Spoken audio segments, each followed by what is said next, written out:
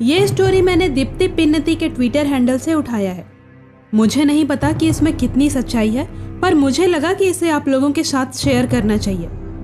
मैं यहाँ ठोस उल्लेख करना चाहूँगा कि ये माफिया लोग कैसे काम करते हैं। अगर किसी की जिंदगी को बर्बाद करना है तो वो उस व्यक्ति को कैसे नीचा दिखाते हैं। मैं यहाँ और भी कई उदाहरण दे सकता हूँ जो वास्तव में ये साबित करते हैं कि यही वो तरकीब है जिसका उपयोग बॉलीवुड या किसी अन्य संस्थान में किया जाता है, जहाँ वो लोग ये सुनिश्चित करते हैं कि कोई उनके खिलाफ न जाए। अगर कोई ऐसा करने की हिम्मत करता है तो वो इसके लिए अच्छी तरह से तैयार रहे। इंसान को उनके चंगुल में कैद करके रखा जाता है ताकि वो वास्तव में कभी उससे बाहर ही ना निकल पाए या उस चीज को स्वीकार न कर सके। इस मामले में मुझसे अच्छा एग्जाम्पल और कौन हो सकता है, जिसका अगर आज मैं वर्णन करूं तो मुझे ऐसा करने के लिए भावनाओं का सही सेट नहीं मिल रहा है। लेकिन हाँ, उस दिन अगर मैं इसे एक शब्द में कहूं तो भावना कुछ ऐसी थी जिसे मैं मेरे जीवन में कभी अनुभव नहीं किया था। जब से वो मेरे जीवन में आई वो हमेशा मेरे साथ थी, जब भी मुझे उसकी आवश्यकता हुई।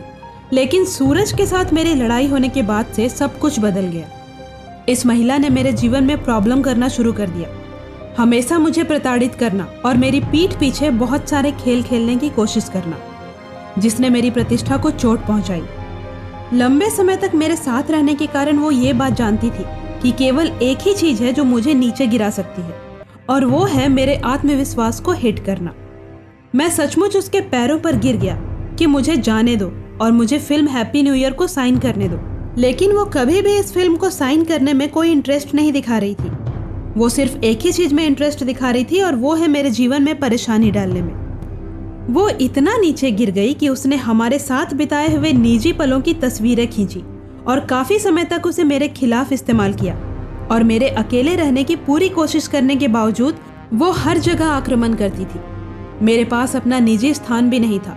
लास्टली हमारे ब्रेकअप के बावजूद मैंने इस नेक्सस के बारे में पता लगाना चाहा कि ये कैसे चल रहा है, इसके क्या कनेक्शंस है और इसे उजागर करने के लिए क्या करना है।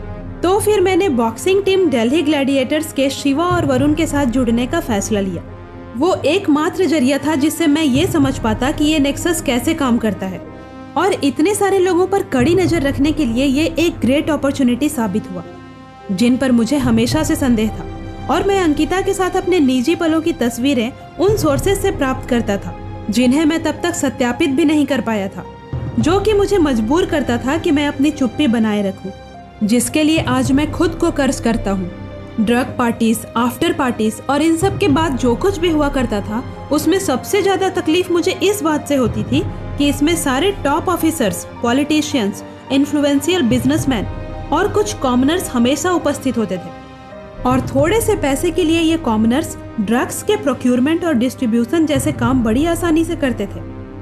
मुझे आज अपने आप पर शर्म आती है जब भी मैं बैठता हूँ और अपने जीवन के उन दिनों को फिर से याद करता हूँ जब मेरा मजाक बनाया गया था।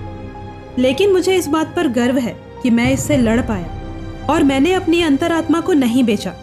तमाम यातनाएं सहने के बाद भी मैं खुद को बनाने में सक्षम हो पाया। अगर मेरे जीवन में ये लालची, पावर की भूखी और क्रूर महिला की छाया नहीं होती तो आज मैं ये सब लिखने के लिए मजबूर नहीं होता। मुझे निराश किया गया और मुझे छोड़ दिया गया, लेकिन इसका मतलब ये नहीं है कि मैं अभी टूट चुका हूँ। मेरी लड़ाई जारी रहेगी।